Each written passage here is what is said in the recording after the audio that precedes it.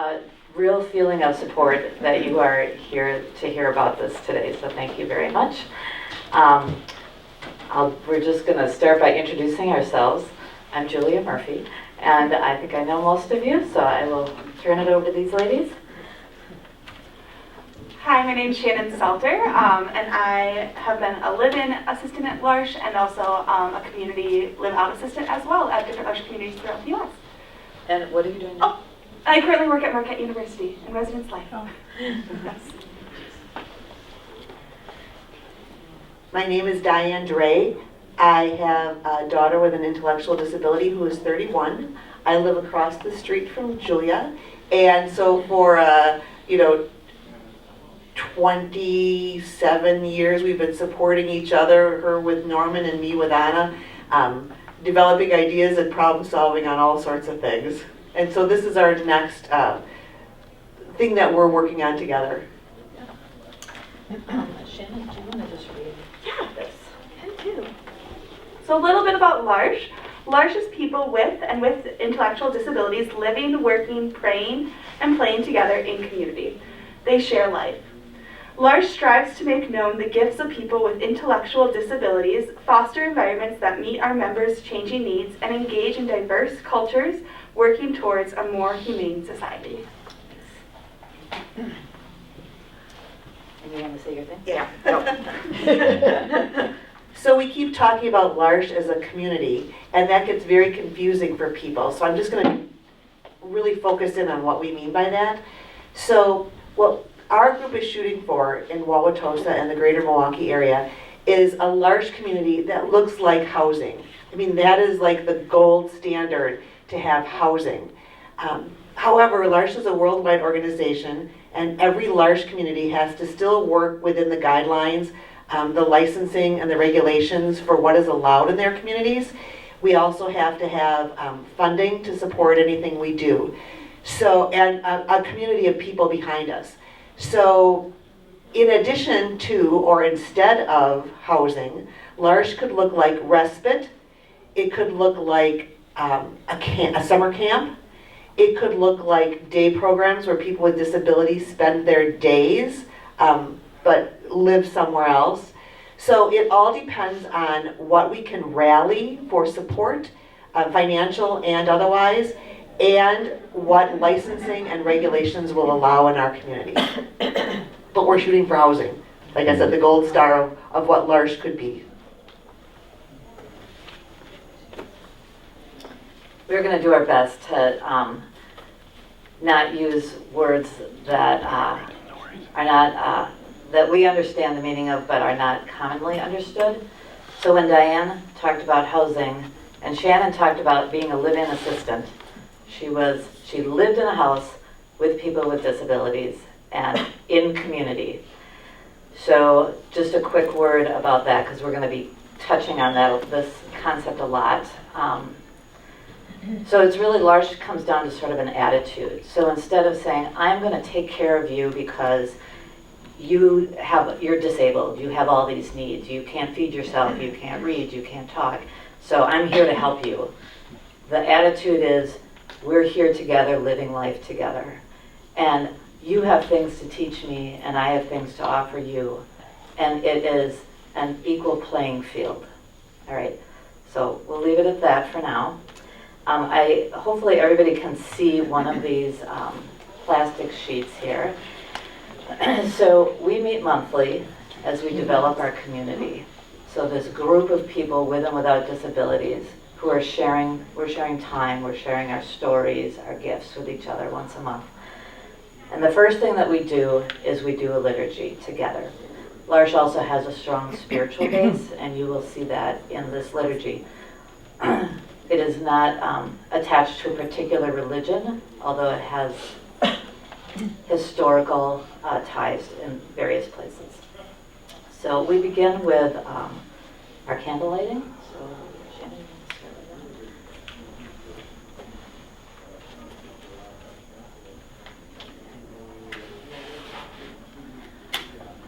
that. Welcome to our community. We begin our time together by lighting this candle. The lit candle signifies that we are entering into a special time where we gather to respect, honor, and love each other.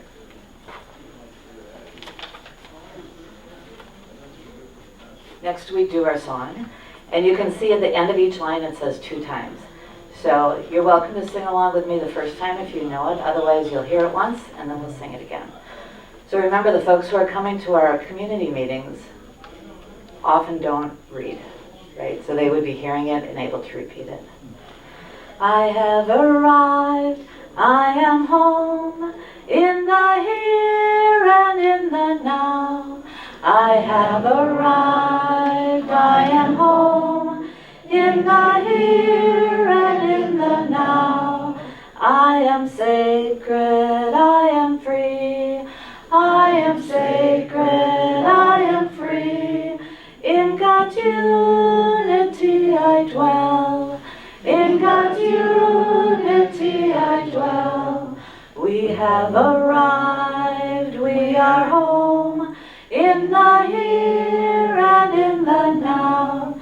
We have arrived, we are home, in the here and in the now.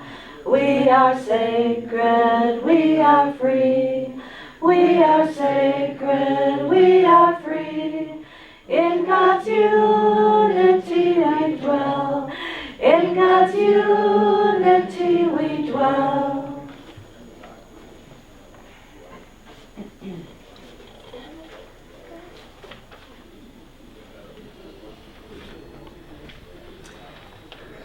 Next, we do a little reading, and the readings today are actually verses of a song called the Servant Song. They come from Matthew chapter 20, verses 26 through 28, which say, Jesus did not come for other people to serve him, he came to serve others.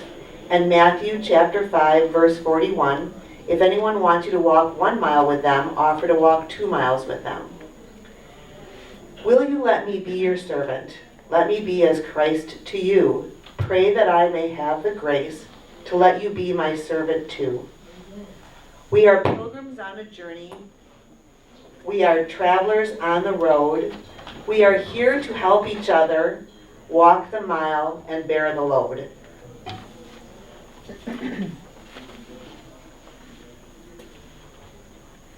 Great, and now we share in the litany together. So I will do, I will start, and then where it says all, I invite you all to join in. So God is with us when we are together. God is with us. God is with us when we are alone. God is with us. God is with us when we are happy. God is with us. God is with us when we are suffering. God is with us. God is with us when we feel good. God is with us. God is with us when we feel down. God is with us. God is with us in our abilities and disabilities. God is with us. God is with us in our richness and in our poverty. God is with us. No matter what, God is with us. God is inside us. God is with us. God is in the person next to me. God is with us. God is around us, below us, and above us. God is with us. God is with us in this place and in our community. God is with us. God is with us all over the world. God is with us. No matter where, God is with us. God is with us. Why is God with us? Because God loves us. When does God love us? God always loves us. God invites us to love ourselves and to love each other. Sometimes we hurt ourselves and each other. Let us take a moment and share with God when we have not been loving.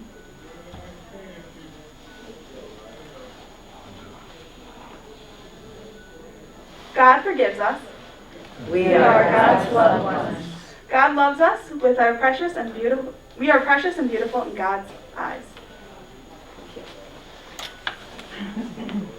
So at this point in our liturgy, we go around the room and we ask folks to share things that have happened in their lives that they want to share with groups. So it could be it's their birthday this month, or they switched jobs, or it could be something sad like their grandpa passed away this month. So we take that time to deepen our community, to get to know each other a little bit more. We're not going to do that today. And if you want to read the candle extinguishing? Yes. We carry the light from this candle in our hearts throughout the month until we meet again. May this light remind us of our special time together. Shannon, do you want to tell everybody about the candle? Yeah, so I lived out west for a few years. I did the Jesuit Volunteer Corps. That's where I did a year-long stint of live-out caregiving. So I was a caregiver, lived in another house, and then came into the community daily. But then when I moved to Seattle, they have a L'Arche community there where they have a program where folks that both live in the L'Arche community, but then also members from the community that have disabilities can come to their Day Hub program where they make candles and other art projects. So they sell their candles. So if you'd like one, you could go up to L'Arche Seattle's website and you could probably find one. But they gave me one when I was leaving Seattle, and so they gave me a few, so I brought it to our L'Arche community as a symbol that L'Arche is larger than us, and so we can be connected to the larger L'Arche communities. So this traveled Yes. country to be with us Country. here. Thanks, Shannon. At this point in our monthly gatherings, we have a little time for education and about what L'Arche is. And this month, so we always meet the third Sunday of the month, and we are having a man with a disability who lives in the L'Arche community in Chicago is coming up to Milwaukee to tell us about what life is like in the home that he lives in. So that is super exciting for us. So I'm going to just take this moment and give you just a couple tidbits about L'Arche. One of the things everybody always asks is, what does that word L'Arche mean? So it's a French word and it means ark, A-R-K. So not like the ark, but like the boat, the ark. And the thought of like we're all in this together, right? We all are in this boat together, sailing through life, and it's a great visual and a great thought. L'Arche was started in 1964 in France, and it was a time where folks with disabilities were definitely not valued for the gifts that they had. They were warehoused in institutions. Of course, we had that in our country as well. And a man saw that and decided that he could do better and invited several folks with disabilities to live in his home. So since then, L'Arche has grown to 37 countries, and in the US, I believe there's 21 communities. And the closest one to us is in Chicago. So we are very fortunate. Chicago has 3 homes and is building a 4th. And so we have a great resource and great model in our backyard, and they are always willing to share and help us. We talked about that L'Arche has a spiritual base, and you could get that clearly from the liturgy, right? I mean, God is mentioned all over the place, but we hope that it includes everyone who has an experience of who God is, from regardless of what their vantage point is. I would say that if someone were coming to L'Arche that had no spiritual connection to a higher being, it would be a tough sell. But so that is one thing about L'Arche. It does have this spiritual base. And Shannon was telling me earlier that one of the homes that she was a live-in assistant, on Sunday mornings, they were getting their core members, the folks who live there with disabilities, to 5 different congregations. You know, they were supporting everybody's faith journey in that house. So the importance of community, just want to mention that again. So community is, I'm learning so much about the depth of that word, community. Like, oh, I live in Wauwatosa, a community, as opposed to we're building community here. We are actively, I guess it's an active version of the word community as opposed to the passive, I happen to live in these geographic boundaries. So we talked about the international and local aspects of it and what a typical L'Arche home looks like. So the typical home would have 4 or 5 folks who have disabilities. In the L'Arche world, those are called core members.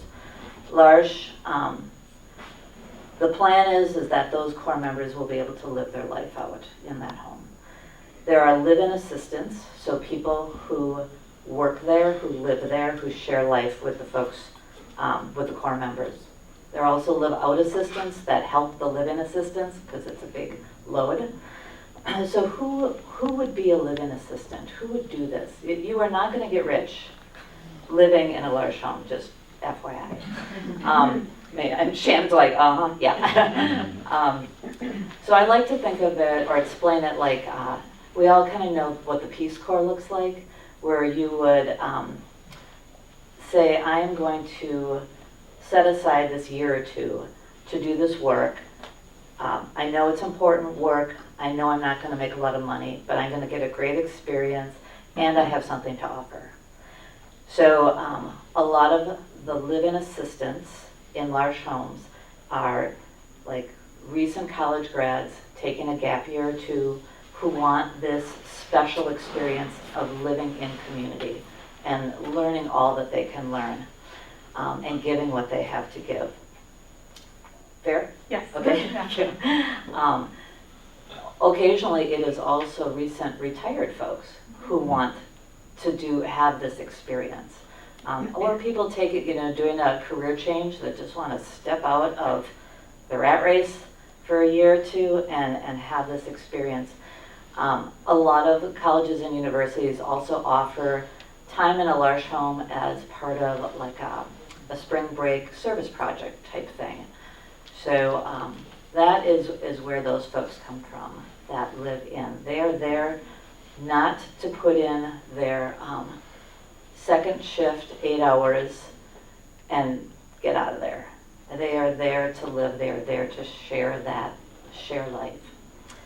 So I want to just take a step back real quick before we go on and say just why am I spending time doing this or interested in this? So I think pretty much everybody here has met or seen or heard Norman, my brother, in worship. And so Norman lived with my family and me for 25 years. And then after our kids were grown and gone, Peter and I decided we needed to have a little space. And so I gave myself a year to find a place for Norman to live. And after a year, we ended up, we had some other things that fell through, so it was getting to be a year. So he is living in a home on the south side of Milwaukee. This home and this company, they do everything they're supposed to do. According to the state, Norman has a roof over his head. He gets 3 meals a day. The very basics. The people who work there, it's 3 shifts of people. So we probably all remember the old group home model where there was like a live-in parent, they would call it, and maybe 7 or 8 folks with disabilities. So that the state doesn't license those anymore. They only license these, they call them adult family home.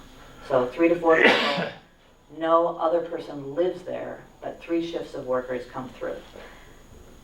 There is no incentive to do anything more than what is required, and nor does the state really provide that or require it. So it's walking into the place where Norman lives and into a large home. I mean, it couldn't be more different. It is the energy, the interaction, the level of care. It's night and day. So we currently just have Norman with us probably 3 or 4 nights a week now because it is hard for me to take him back there. So that is why I'm putting this energy into L'Arche, because I think it's an amazing option. Not that it is perfect, but very different than what the state of Wisconsin and most states in the country would license and provide. It is interesting, Norman lives, it's like 72nd and Morgan. It's a great neighborhood. I love the streets around there and the walking paths. And he's in the community, like he's integrated. No, he's not. Yeah. He's in a house. And they come and go. It's like, it's just a politician's false idea of what, Yeah, is it better than being locked away in an institution probably? Yeah, Yeah. okay. But we could do so much better, and that's what I see with L'Arche. Before we go to the videos, is there anything you guys want to add? I think you did a great job. Okay, I won't cry. Does it, Jan, do you have a question? What happened to the house, the previous model, which I'm familiar with? The group home model? Group home, that's the word I mean. So some of them are still exist that were licensed a long time ago, but otherwise they're not licensing new ones. It's this adult family home is what they're licensing. So 3 to 4 folks is the license, or they also have another one for 1 to 2 folks, like if they had a lot of needs. But So- what was the reasoning behind that licensing? What- Oh, the switch from the bigger group home, I don't know all the reasons. I'm assuming it was money, Mhm. but it kind of feels that way. There were probably, I mean, Norman, before he came to live with us, lived in one of those group homes where there was a group home parent. And when he started there, it was great group home parents. It was a couple. They put all their energies into these 7 folks and took them to parades and made sure they had Halloween costumes and all that fun stuff. And then they left, and it just, if you get a crummy group home parent, whose boyfriend decides to live there with his various kids and then who's this, and it can be bad. Anything can. I mean, I have to say, caregiving, being a paid caregiver, or the idea of caregiving as a job, is tough. Like, can you pay somebody enough to care? I don't know. Yeah. So that's the kind of this L'Arche idea is, I'm here because my heart is motivating me to be here. Right? I think that's, I'm sure you all have visited nursing homes, skilled nursing facilities, the people that work there, that's a tough job. And they're understaffed, and I get it, it's hard. But, yeah, done. What a lot of people know, I was on the city council for 10 years, and we had a group home on 122nd Street, 120th Street, just about 5 houses from Mount Zion Lutheran Church. You know where that is on North Avenue? Yeah. And I got calls, people in the neighborhood were afraid that these people might be harmful. And I dealt with a state representative who had a state license. And we assured those people, these people are not harmful. They are just not cognizant, have the intellectual abilities that other people do. But they're like children. They're not harmful, and we had to assure the residents around there. And it worked out because, the calls stopped coming in, and people realized after this home was there for a number of months and a couple of years that these people were not harmful. They're just unfortunate people that are have less abilities than we have. So L'Arche Chicago has a great video, we're not going to watch it today, about their neighbors at their homes and the people who they've gotten to know. But you're right, they had to actively make themselves good neighbors and make that happen. And I just want to say that it's a totally different dynamic when you have people who, assistants who live in, because that is their neighborhood too. So everything is so different when you have live-in assistants rather than the shift workers that Julia is always referring to. The continuum of care is way better for the people because it's their neighborhood too. They're invested in getting to know their neighbors. They live in that community, so they know when the parades are. They know when the fireworks are. It's so much different than shift workers going home to a different community and to their own families and their own things. So I think that that's one of the things that really drives this being different than other options that are currently available. And every time that Julia and I have found someone, Julia and I have been talking about this for 3 years. And before that, we were talking about other living arrangement things. And it was hard to grasp what this is, what it takes to get a large home. And there's a young man who lives in Milwaukee who had been a live-in large assistant and also a live-out large assistant. And he contacted Larsh and said he wanted to start something in Milwaukee, and they put him, his name is Matt, and they put him in contact with Julia and I, and that kind of rounded out, like we had an insider. Like we finally, Julia and I could like mine what it actually was like to live in Larsh. And then through a lot of connections, we found Shannon, and we've talked to other people who have been involved in living in Larsh, and all of these people still retain this huge fire for Larsh. Like even though they can't continue they can't continue living. It's not part of what their life allows them to do right now, mostly financial, because they were college students, they have debt to pay back.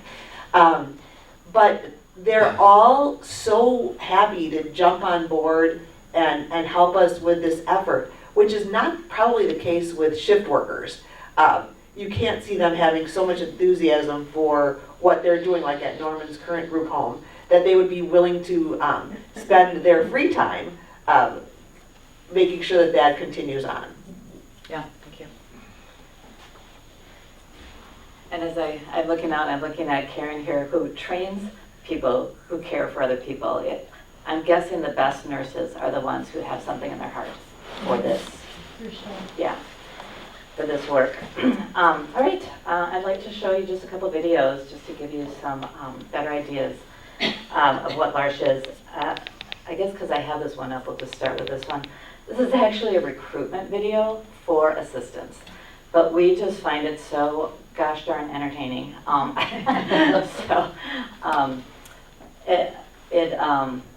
just show it to you.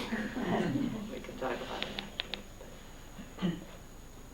This is a pillow fight. In slow motion. No, come on. This is a pillow fight. In slow motion.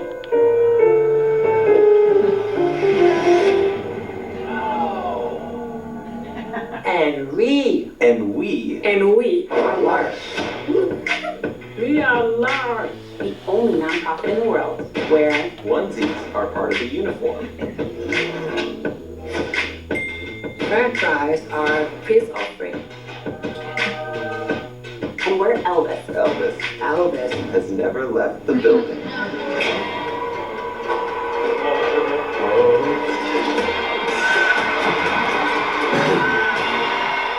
But to build great communities, we need great assistants. people who like car karaoke, Are likely to make little faces while brushing their teeth. and are willing to buy a ferry ticket. For Winnie the Pooh. So you won't get in trouble for riding for free. True story. So yeah, Larsh is really fun.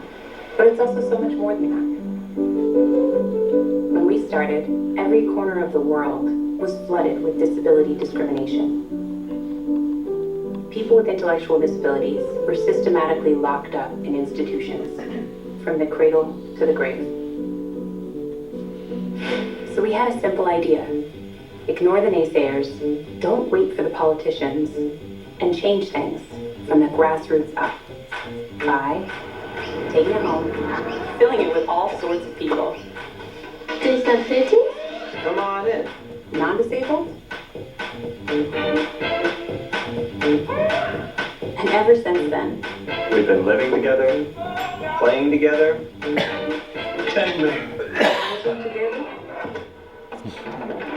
negotiating pizza toppings together.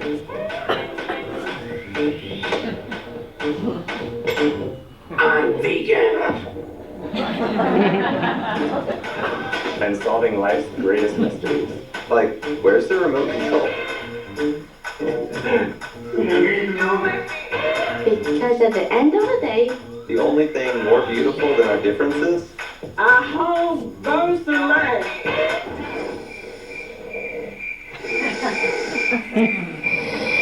are community gardens with more zucchinis than you know what to do with.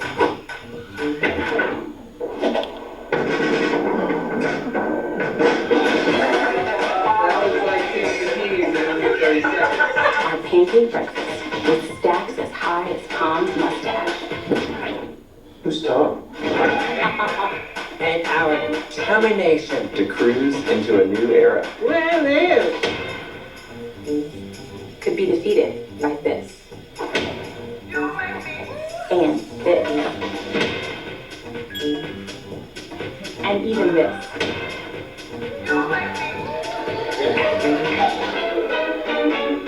And where are we at now? We are 3,800. And fifth continent, avec des assistants de plus de 150 pays différents. But any day now, we are crossing our fingers for an application from Antarctica. Imagine a gap year full of slow motion pillow fights. FaceTime calls from people in the same room as you. Visiting national parks with VIP parking. Customized nutrition plans. Trees are vegetables, right? And always being missed. I was only gone for a weekend. Meow!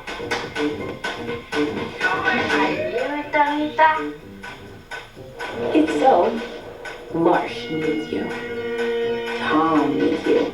Elvis needs you. Our car karaoke needs you. Get it, Queen. Jory Large, apply now.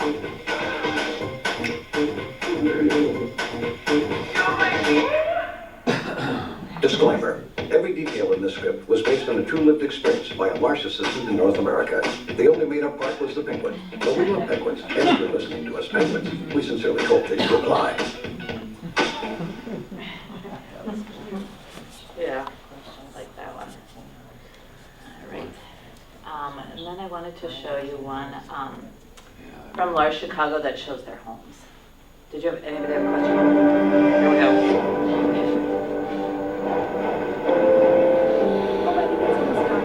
Huh? You made tiny plate. Sorry, thank you. I've been a bear for 3.5 years now. I'm pretty good at my job.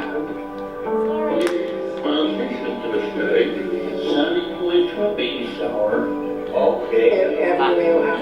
No. This is the best part of Angel House.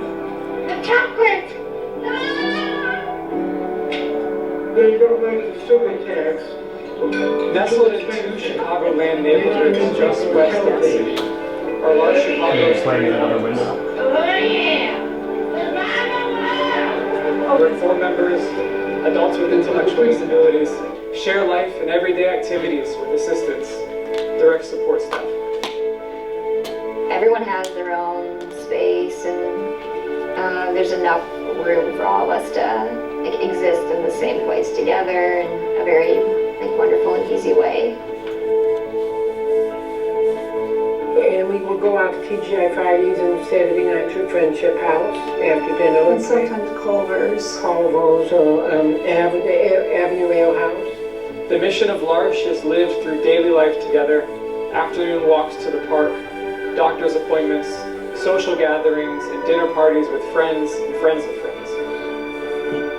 When it's dark, you never know when Jean's gonna be waiting behind the door when you open it. Okay, just real quick. This is a woman dressed in a gorilla costume, obviously, or maybe not, it's not obvious. Her name is Jean. You'll see her in the next frame without a gorilla costume on. So she took up the habit of wearing masks or costumes when she lived in an institution, and it was her way of coping. She came to live in a large community, and they've helped her kind of flip that into the occasional fun thing, and she's been embraced by Large Chicago. Almost every video they show Jean in some crazy outfit, sitting next to the executive director who's being very serious, and there's a gorilla sitting next to him,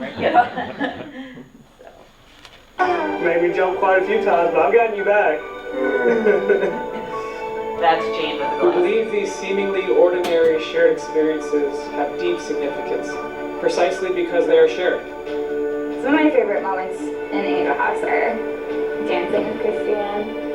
She said earlier we didn't dance, we don't have dance parties, and that was a lie. We dance all the time. It is our mission to provide the highest quality of life for each core member. We value and celebrate the unique gifts of each person, and we are committed to life together in a way that welcomes our differences. It takes everyone kind of working together to make it a functional home that is a place where everyone can thrive and is life-giving, and yeah, it takes all of us. As our society seems increasingly fearful of difference, L'Arche offers a needed counterstory. That the differences so often keeping people apart can become the substance of joyful and transformative relationships.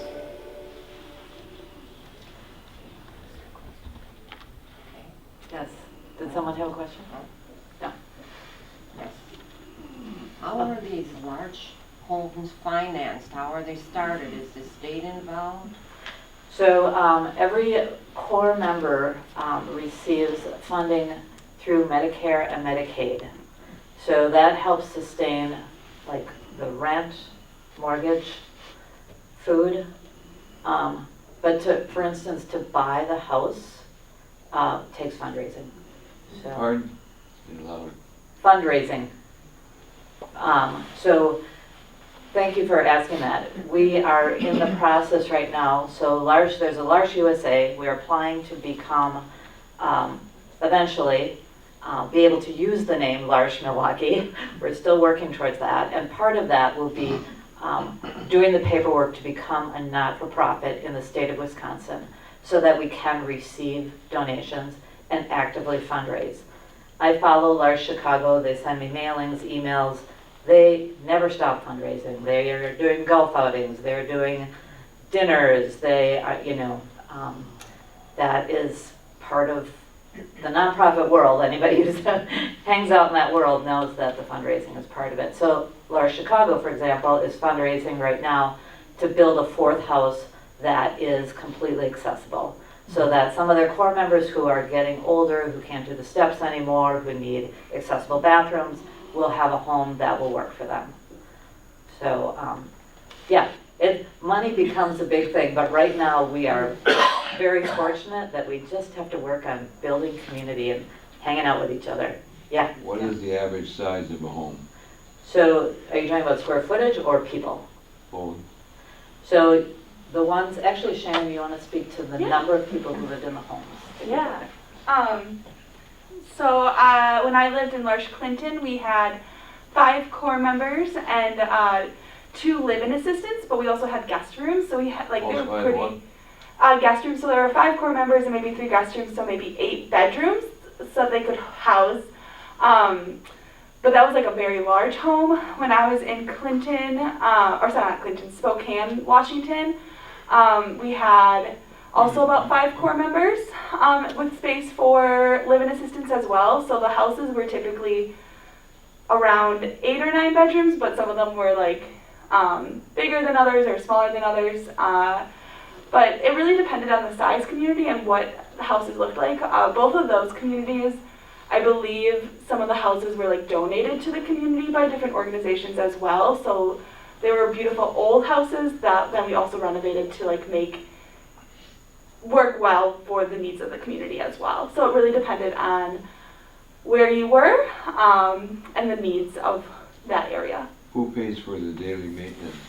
Yeah, the daily maintenance, so I think that was for, and I know when I was in Spokane, I helped with some of like keeping track of some of that. I know it probably came from like Medicare and Medicaid, as well as the donations that we received and other state funding, but I'm not 100% sure what that looks like. I was not, as a caregiver, I wasn't necessarily involved as much with the finances. When a $10,000 furnace goes out, who pays for it? Yeah. Well, that's yeah.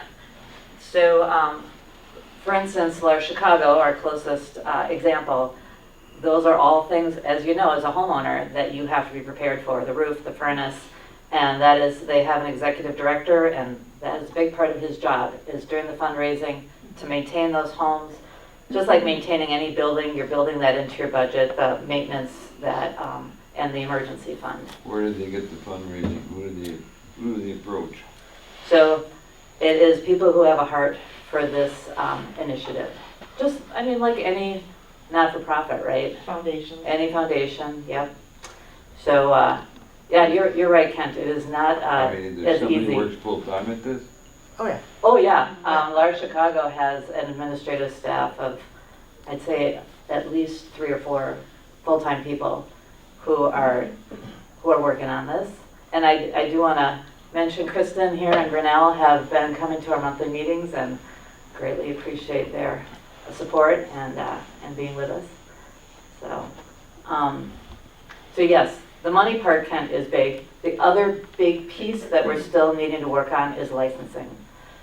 So some states in the US are only licensing a certain type of home for people with intellectual disabilities. So we are just at the ground level of figuring out what Wisconsin will license, how to get around it if need be. Sometimes it's as simple as putting up a wall or, like to meet the licensing requirements. So that is definitely on our list. But right now, our main goal and focus is building community. So that is kind of why we're all here today, and I appreciate your being here. Oh, I did want to just, before we just get to any other questions, I just had a little closing. So a name that you all might be familiar with is Henry Nouwen from his devotion books. So Henry Nouwen lived in a community, a large community in Canada. The name of the community is Daybreak, and it is still there. It is a well-run, functioning community. And so he lived there near, it was the last thing he did. So he was a professor, at, I don't remember all the big Ivy League schools, and did various things in his life, wrote tons of books, as we all know. But when he finally came around to living in a large community, that he knew that he was where he needed to be. And this is one of the things he wrote that just shows one of the gifts that he received from living in a large community. The first thing that struck me when I came to live in a house with intellectually handicapped people was that their liking and disliking of me had nothing to do with the many useful things I had done. Since nobody could read my books, the books could not impress anyone, and since most of them never went to school, my 20 years at Notre Dame, Yale, and Harvard did not provide a significant introduction. Not being able to use any of the skills that had proved so practical in the past was a real source of anxiety. I was suddenly faced with my naked self, open for affirmations and rejections, hugs and punches, smiles and tears, all dependent simply on how I was perceived at that moment. In a way, it seemed as though I was starting my life all over again. Relationships, connections, reputations could no longer be counted on.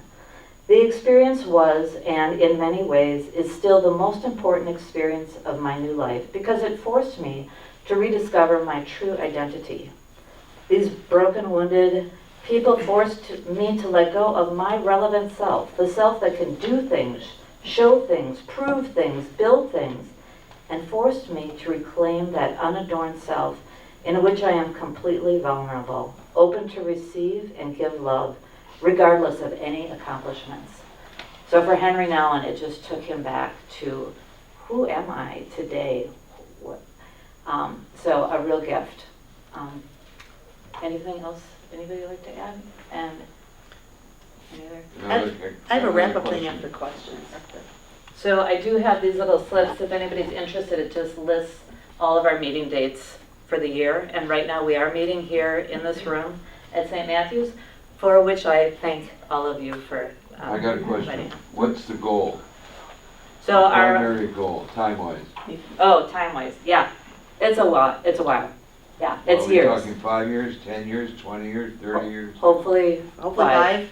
Yeah. 5? Hopefully 5. A workable and 5? That's what Large USA is telling us. So, Beth? Are you thinking Wauwatosa, or are you thinking Milwaukee? I mean, what community is more receptive to? So right now the group that meets here, so our community is mostly Wauwatosa based. So that is kind of the direction that we're currently led.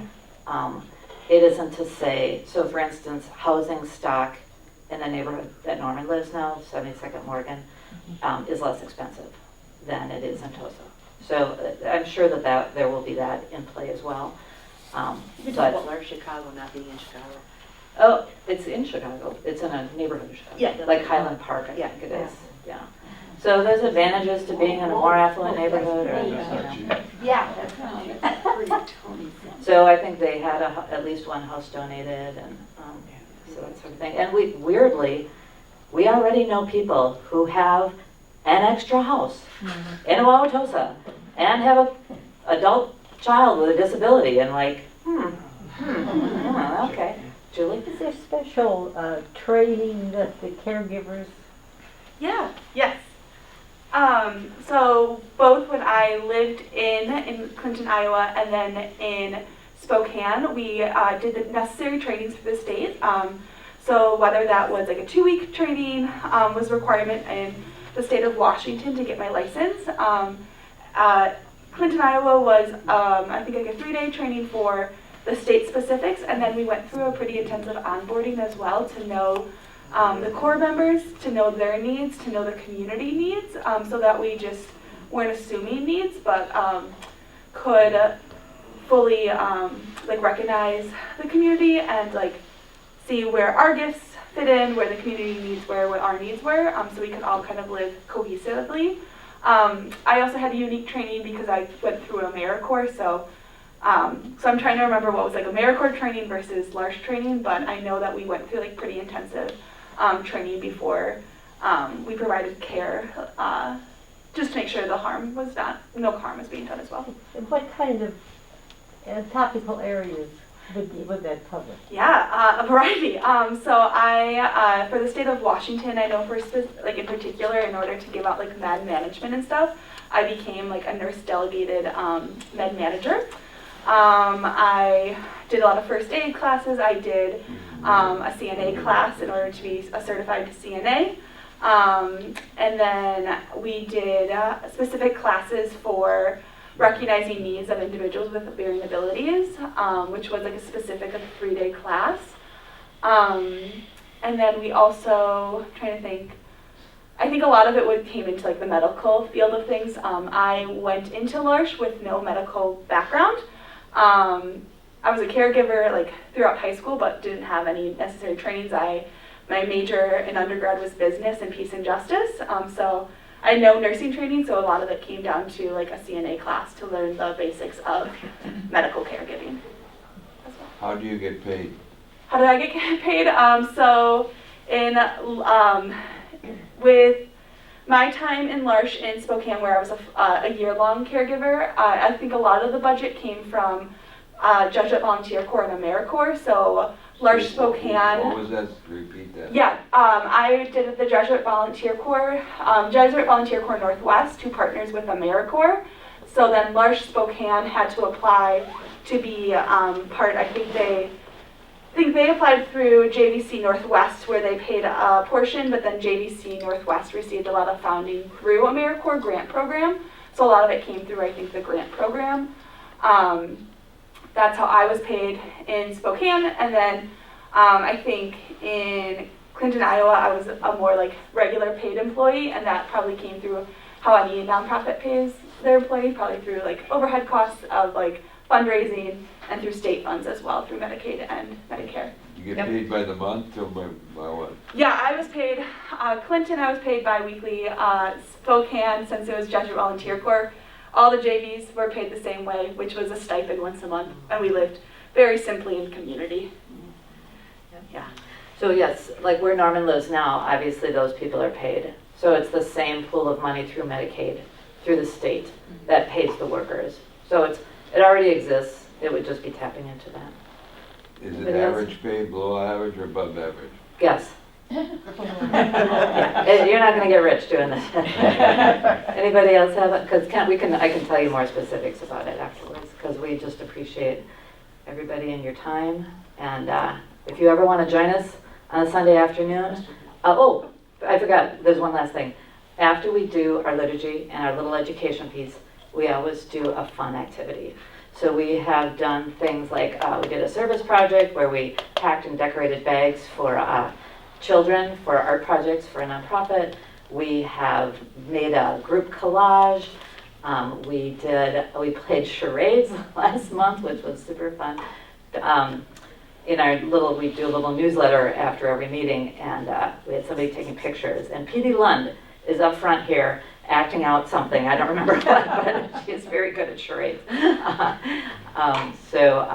we always have a fun activity to help us deepen our relationships, and it usually lasts about an hour. So you're always welcome, and thank you so much. One question, Jan. You said 5 years is your goal. Is that 5 years for a house or 5 years to become nonprofit? Do you have to, do things have to go together? How do things have to go together? A lot has to come together. So thank you for asking that. Our goal is a house. So there is issues with licensing that we have to work through. We also need to go through a very formal assessment of, like, for example, what Wauwatosa wants and what our community wants and allows. There are other needs besides housing. So our large community, this deep-rooted, strong relationship group will go on that journey and figure that out. So, right now our focus is a house, but it may be a robust respite program. It may be a day program. There's a variety of ways that our community could express life together, learning about each other's gifts, having that attitude of we all have something to offer. Can you have a house before you're a recognized nonprofit? No, and not be called large. We could do it as just the gang. I was thinking fundraising would be easier if you are designated a nonprofit. Yes, right. We cannot collect any funds until we're designated as a nonprofit. I heard the word collect funds. Yeah. So people have come up to me like, I can't come to meetings here, let me write you a check. Like, save it, someday, but not yet. Let me know when you become nonprofit. Thank you, Jan. Well, there'll be balloons or something. I have confetti. So how is it determined, like if you have 7 people in a house, who these 7 people? There must be a large number of applicants. Right, of course. When I was in Chicago with Norman going to one of their community nights, I'm like, please, anything. How do I get Norman in here? So there's a board, as any nonprofit would have. There's committees that figure this out. So they would be looking for a group of people who work well together as a community, and also whose needs can be cared for in the structure that is there. So even though, for instance, Diane and I, who both have a loved one with a person with a disability, it could be that it isn't right for our person when we finally get to that point. Oh. So I am looking at this as a legacy for my life, as leaving this. Norman is 60, he'll be 61 in April, he has Down syndrome. His life expectancy is, he may not live long enough to see this happen. But I feel passionately about this, that I want to see this happen, whether it's for Norman or for other folks with disabilities, and for myself to be a part of this. I have to say that Norman can be unbelievably frustrating at times, and it has really helped me to take a step back and why is he doing this? What, I have to find the good in all this, right? And he's not just a pain in the butt. There's a lot to love about him. Thank you.